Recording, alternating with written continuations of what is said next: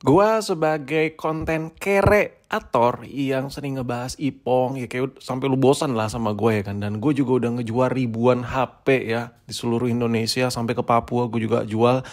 Tapi gue heran ya sama market iPhone tuh, untuk kalau kita beli iPhone resmi Indonesia itu menurut gue tuh expensive gitu. iPhone XR 4 juta gitu, 4 juta lebih. Bahkan kalau gue scroll-scroll itu ada yang jual iPhone XR resmi Indonesia di 5 juta. Sebenarnya fine-fine aja ya sih, sah-sah aja gitu. Ya karena memang unitnya langka dan resmi itu bener-bener ya udah resmi gitu.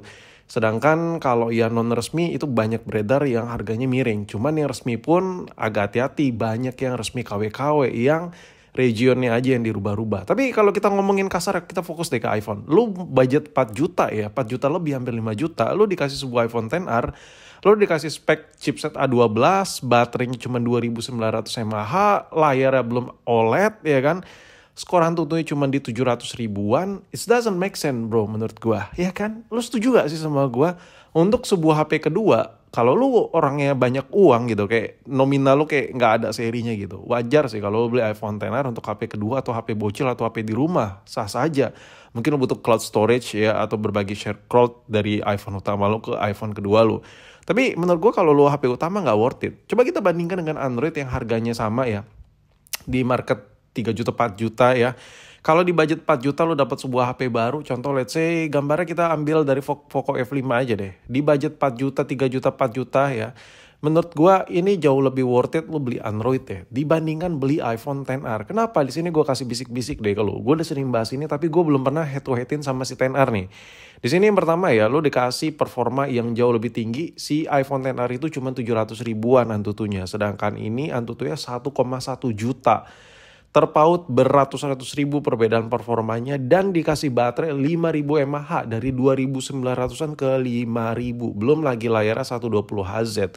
So menurut gue kalau lo beli iPhone XR dijadiin HP utama nih, apalagi lu nggak ketergantungan sama namanya iCloud lu, data lu belum ada banget di iCloud, yang nggak, ya bodo amat lah, gue mau pakai iOS mau pakai Android sokin lah, rugi sih lu beli iPhone, swear.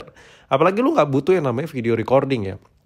Kalau lu mikir statement, gue beli iPhone aja lah, stabil, terus iOS-nya lebih mulus, lebih smooth. Enggak juga gitu. HP-nya udah berumur boy, ya. Seriusan, kalau lu pengen buat ngegame, atau lu pengen, bang gue pengen beli HP nih, tapi budget gue cuma 4 juta buat pemakaian 1 atau 2 tahun, gue kayak mager ganti HP. Dan lu kadang sesekali ngegame. Rekomendasi lu ya udah beli Android aja gitu daripada beli iPhone. Kecuali budget 4 juta lu ibahin buat beli iPhone Inter. Ya itu worth it, tapi dari sisi device ya. Tapi kalau dari sisi pemakaian lo beli Inter, bisa jadi lo keblok tiap 3 bulan sekali. Ya ribet juga ujung-ujungnya ya kan. Jadi menurut gua kalau budget lo kentang, lo beli aja Android deh. Kalau under 5 juta lo beli aja Android.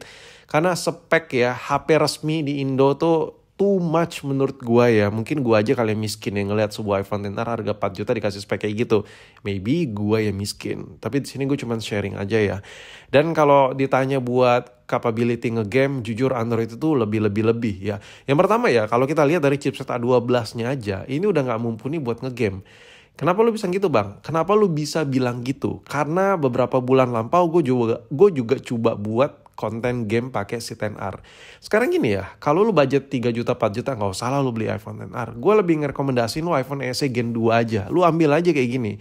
Karena memang budget lu kentang, lu nabung dulu ya. Jadi lu step pertama lu beli iPhone SE Gen 2 atau SE Gen 3. Sebenarnya kalau budget lu di XR lu bisa beli iPhone SE Gen 3. Cuman kalau lu budget lu ngepres, saran gue daripada lu maksa-maksa beli iPhone XR Inter, mendingan lu beli iPhone SE yang resmi.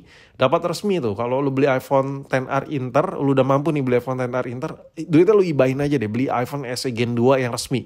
Yang resmi-resmian Indonesia, itu lebih worth it. Lu pakai mungkin nabung tak beberapa bulan, habis itu lu upgrade-nya saran gua kayak lu upgrade ke iPhone 12 misalnya, jangan 12 mini karena bagi sebagian orang terlalu kecil antara layar dan baterainya.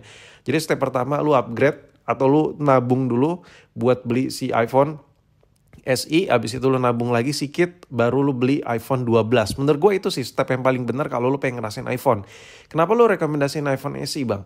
Yang pertama karena posisi kameranya itu sama aja kayak HP-HP pada umumnya. Jadi kalau rusak ya, lo tuh benerinnya tuh kang servis familiar sama jeroan isinya.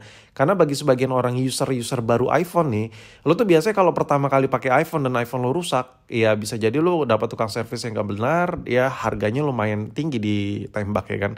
Nah, karena faktor iPhone itu masih lumayan mahal dan jarang dibongkar. Biasanya kang servis mager bongkar, otomatis biaya bongkarnya melonjak. Nah, sedangkan SE ini basicnya mirip-mirip sama iPhone 7 dan iPhone 8. Jadi orang kalau buat ganti baterai, yaudah sini lu kasih aja gue jasa gocap dah gue gantiin baterai. Ada aja yang kayak gitu ya kan. Setuju gak? Coba lu ujuk-ujuk bawa baterai beli sendiri di online, lu bawa iPhone 12. Suruh dia bongkar. Gak mungkin jasa gocap ya. Kalau gak temen gitu. Nah, itu keuntungan yang pertama ya. Keuntungan yang kedua karena chipsetnya kenceng boy. iPhone SE Gen 2 lebih kenceng dari XR ya. Kameranya lebih jos ya. Kekurangan si SE Gen 2 ini hanya di ukuran layar yang terlalu kecil dan baterai.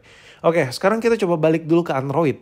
Dengan budget yang 4 juta buat beli Android, 4 juta beli iPhone, cuma dapat sebuah iPhone XR resmi yang udah lumayan jadul. Kenapa lu gak beli Android aja? Ini hanya satu opini contoh aja ya. Ini hanya, gue gak maksa lo buat beli iPhone XR, SE Gen 2, gue gak maksa lo buat beli si F5 juga. Tapi ini hanya menggambarkan saja gitu.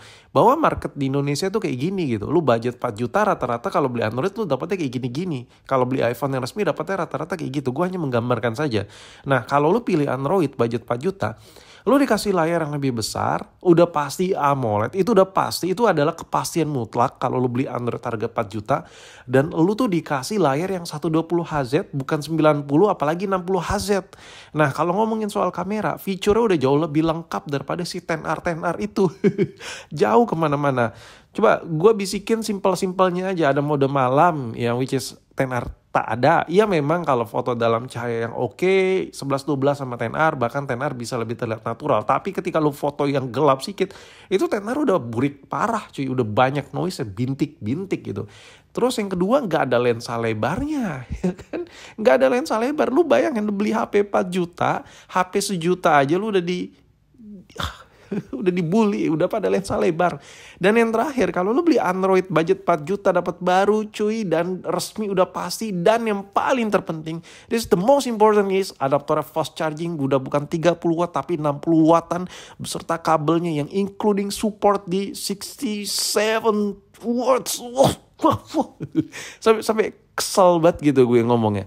Oke lah, tapi kalau lo tetap ngotot buat beli iPhone, gue tetap ya saran gue ya, lo harus banget, kudu banget step pertama, jangan beli XR, mendingan step pertama lo beli iPhone SE dulu. Kalau lo pemakaian yang ringan-ringan aja ya.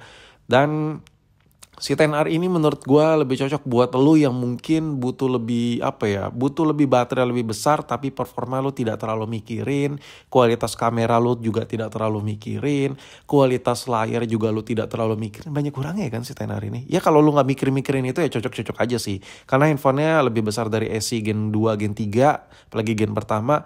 Tapi selebihnya sumpah lebih worth it beli SE Gen 2 atau beli Android aja sekalian.